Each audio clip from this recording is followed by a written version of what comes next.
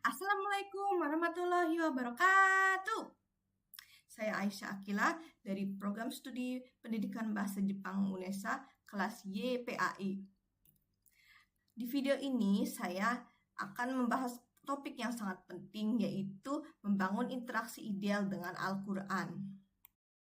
Al-Quran bukan hanya sekedar kitab suci, tetapi juga sebagai pedoman hidup yang dapat membawa kita kepada jalan yang lurus, baik, aman, dan penuh berkah. Apa itu Al-Quran?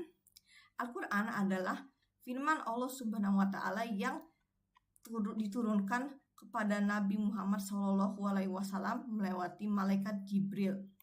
Al-Quran adalah mukjizat terbesar Rasulullah SAW.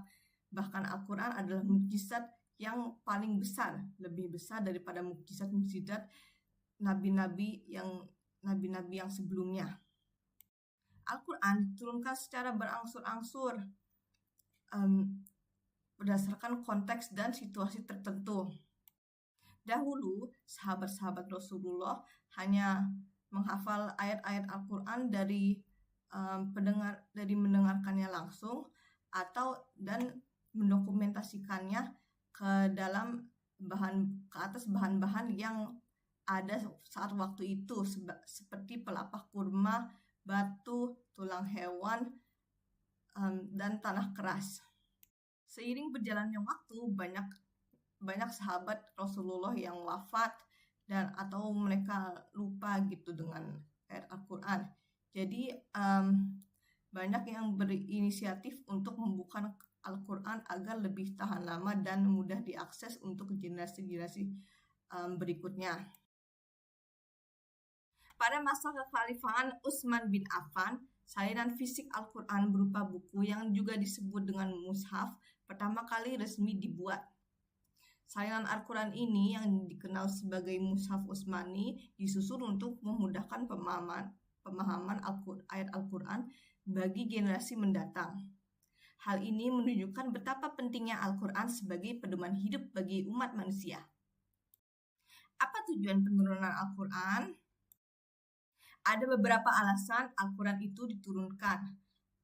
Antara lain, pertama, sebagai pedoman hidup yang mengajarkan dan menganjurkan manusia untuk melakukan hal yang baik dan menghindari hal yang buruk. Hal ini telah tertera di berbagai ayat Al-Quran. Contohnya, An-Nahl ayat 64 yang berbunyi, wa ma anzalna alaikal kitaba illa litubayyina lahumu muladzi talafu fihi wa hudaw wa rahmatal liqaumin yu'minun, yang memiliki arti, kami tidak menurunkan kitab Al-Quran ini kepadamu, Nabi Muhammad, kecuali agar engkau menjelaskan kepada mereka apa yang mereka perselisihkan, serta menjadi petunjuk dan rahmat bagi kaum yang beriman. Lalu di dalam Quran surat Al-Isra ayat 9 yang berbunyi, Inna hadzal Qur'ana haidi lillati hiya aqwamu wa yubasyirul mu'minina alladzina ya'malunas solihati anna lahum ajron kabir, yang berarti sesungguhnya Al-Quran ini memberi petunjuk ke jalan yang paling lurus dan memberi kabar gembira kepada orang-orang mukmin yang mengajarkan kebajikan, bahwa bagi mereka ada pahala yang sangat besar. Lalu di Quran surat Al-Baqarah ayat 185 yang berbunyi Syahrul Ramadanal ladzi unzila fihi Qur'anu hudan linnasi wa bayyinatin minal huda wal furqan faman syahida minkumus syahrofal yasuh waman kana maridan au ala safarin faidatum min ayyamin ukhor yuridullahu bikumul yusra wala yuridu bikumul usr walitukmilul iddata wilintakabirullaha ala ma hadakum wala'allakum tashkurun, yang berarti bulan Ramadan adalah bulan yang di dalamnya diturunkan Al-Quran sebagai petunjuk bagi manusia dan penjelasan-penjelasannya mengenai petunjuk itu serta pembeda antara hak dan yang batil. Oleh karena itu, siapa di antara kamu hadir di tempat tinggalnya atau bukan musafir pada bulan itu, berpuasalah. Siapa yang sakit atau dalam perjalanan lalu tidak berpuasa, maka wajib menggantinya sebanyak hari yang ditinggalkan pada hari-hari yang lain. Allah menghendaki kemudahan bagimu dan tidak menghendaki kesukaran. Hendaklah kamu mencukupkan bilangannya dan mengagungkan Allah atas petunjuknya yang diberikan kepadamu agar kamu bersyukur. Dan kedua, sebagai penyempurna kitab-kitab sebelumnya, seperti yang dibilang pada surat Al-Maidah ayat 48 yang berbunyi wa anzalna ilaikal kitababil. Kedua, sebagai penyempurna kitab-kitab sebelumnya, seperti yang dibilang pada ayat Al-Maidah ayat 48 yang berbunyi wa anzalna ilaikal kitababil haqqi musaddiqan lima baina yadaihi minal kitabi wa muhaiminan alaihi fahkum bainuhum bima anzalallahu wala tattabi ahwa'ahum amma ja'aka minal haqq likullin ja'alna minkum atau wa min haja walau sya'allahu la ja'alakum ummatan wahidatan walakin liyabluwakum fi ma atakum fastabiqul khairat ilallahi marji'ukum jami'an fayunabbi'ukum bima kuntum fihi tahtalifun, yang berarti kami telah menurunkan kitab suci Al-Quran kepadamu Nabi Muhammad dengan membawa kebenaran sebagai pembenar kitab-kitab yang diturunkan sebelumnya dan sebagai penjaganya dan sebagai acuan kebenaran terhadapnya. Maka putuskanlah perkara mereka menurut aturan yang diturunkan Allah, dan janganlah engkau mengikuti hawa nafsu mereka dengan meninggalkan kebenaran yang telah datang kepadamu. Untuk setiap manusia, untuk setiap umat di antara kamu, kami berikan aturan dan jalan yang terang. Seandainya Allah menghendaki, niscaya Dia menjadikanmu satu umat saja. Akan tetapi Allah hendak mengujimu tentang karunia yang telah Dia anugerahkan kepadamu. Maka berlomba-lombalah dalam berbuat kebaikan. Hanya kepada Allah kamu semua kembali. Lalu Dia memberitahukan kepadamu apa yang selama ini kamu perselisihkan. Yang ketiga, sebagai sumber peraturan pengajar akhlak dan etika, seperti yang disebutkan di Quran surat Al-Ahzab ayat 21 yang berbunyi, Laqad kana lakum fi rasulillahi uswatun hasanatun liman kana yarjullaha wal yaumal akhira wa dzakarallaha katsir.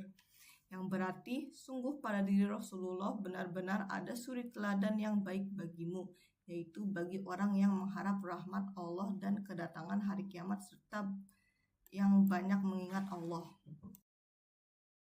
Dan juga Al-Baqarah surat Al-Baqarah ayat 2 yang berbunyi, Zalikal kitabu la raiba fihi hudal lil muttaqin.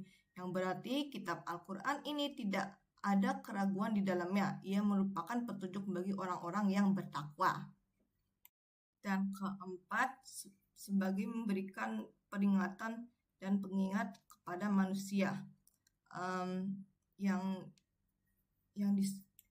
Hal ini disebut di Quran surat Al-Furqan ayat 1 yang berbunyi, Tabarakalladzi nazzalal furqana ala abdihi liyakuna lil alamina nazira. Yang berarti maha melimpah anugerah Allah yang telah menurunkan Furqan Al-Quran kepada hambanya Nabi Muhammad agar dia menjadi pemberi peringatan kepada seluruh alam. Dan ayat Quran surat Al-An'am ayat 19 yang berbunyi, Qul ayyu syai'in akbaru syahadah Qulillah syahidum baini wa bainakum wa uhiya ilayya hadzal qur'anu li unzirakum bihi wa mam balagh innakum latasihaduna annama Allahi alihatan ukhra kulla asihad kul innama huwa ilahu wahidu wa inna barri'um mimma tusyrikun. Maka dari penjelasan itu tadi bisa kita lihat bahwa ajaran Al-Quran akan membuat membantu seorang muslim menemukan jalan hidup yang sehat dan selamat. Hal ini menunjukkan bahwa Al-Quran sangat penting dalam membimbing umat manusia menuju kebaikan. Lalu bagaimana kita bisa berinteraksi dengan Al-Quran agar Al-Quran itu bisa membantu kita menuju kebaikan. Nah, ini berikut adalah beberapa cara interaksi dengan Al-Quran yang ideal, yaitu membaca Al-Quran atau disebut juga dengan tilawah. Membaca Al-Quran secara rutin memperkuat hubungan spiritual dan meningkatkan pemahaman ajaran Islam. Rasulullah Shallallahu Alaihi Wasallam bersabda, bacalah Al-Quran sebab ia akan memberikan syafaat pada hari kiamat para pembacanya. Hadis riwayat Ahmad. Membaca bukan hanya sekedar aktivitas biasa, ia adalah ibadah yang mendekatkan kita kepada Allah Subhanahu wa Ta'ala. Mendengarkan atau al-istima'. Mendengarkan bacaan Al-Quran memberikan kita ketenangan. Allah SWT berfirman dalam surat Al-A'raf ayat 204 yang bunyi, wa idza quri'al Qur'anu fastami'u lahu wa ansitu la'allakum turhamun. Yang berarti jika dibacakan Al-Quran, dengarkanlah dengan seksama dan diamlah agar kamu dirahmati.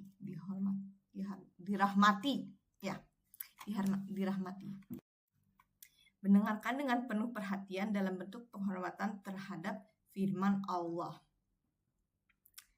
Menghafalkan Al-Quran atau hifz. Menghafalkan ayat-ayat Al-Quran memungkinkan kita untuk selalu mengingatkan pesan-pesan ilahi. Proses ini memperkuat ingatan dan menjadi bekal berharga kita di dunia dan akhirat. Memahami isi dan kandungan Al-Quran atau Al-Tadabbur. Memahami makna dan konteks ayat-ayat sangat penting untuk menerapkan ajarannya dalam kehidupan sehari-hari. Dalam surat Al-Sa'ad ayat 29, Allah Subhanahu wa Ta'ala berfirman, Kitabun anzalnahu ilaika mubarakun kulliyadabbaru ayatihi waliyatazakkara ulul albab. Yang berarti Al-Quran ini adalah kitab yang kami turunkan kepadamu Nabi Muhammad yang penuh berkah supaya mereka menghayati ayat-ayatnya dan orang yang berakal sehat mendapat pelajarannya. Mengamalkan Al-Quran atau al-amal. Ya tentu Al-Quran jika hanya dibaca, didengarkan dan dihafal saja tanpa diamalkan, sama saya sia-sia. Mengimplementasikan ajaran Al-Quran dalam kehidupan sehari-hari adalah bentuk interaksi yang sangat-sangat nyata. Dengan mengamalkan ajaran Allah Subhanahu wa Ta'ala, seorang muslim dapat hidup lebih baik sesuai dengan petunjuk ilahi. Karena Al-Quran telah mengajarkan kita untuk berbuat yang baik-baik, seperti jujur, sabar,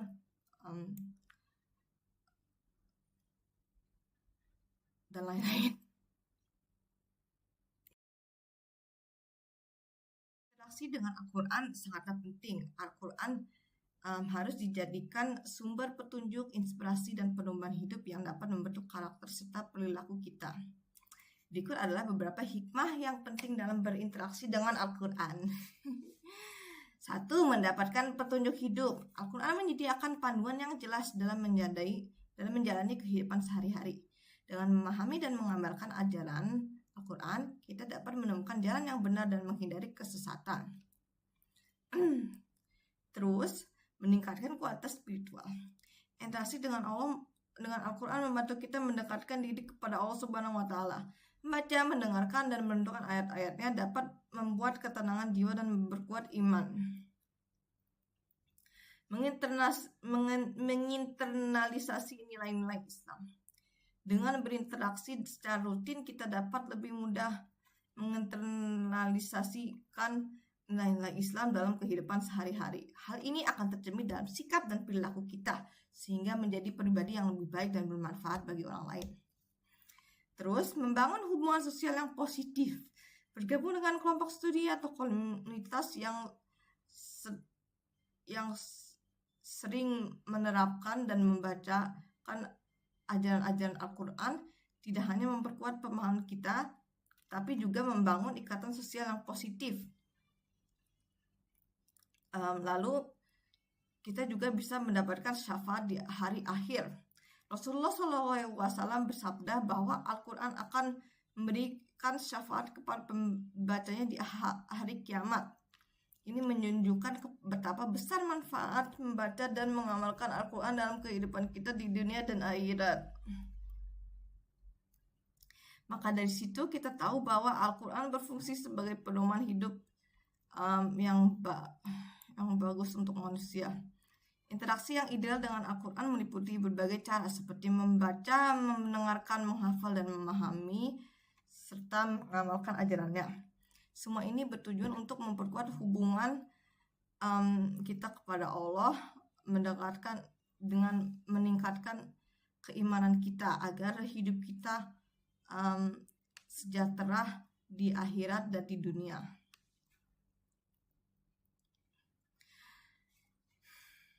Maka dari itu, terima kasih atas perhatiannya. Saya Aisyah Akila mengucapkan terima kasih dan wassalamualaikum warahmatullahi wabarakatuh.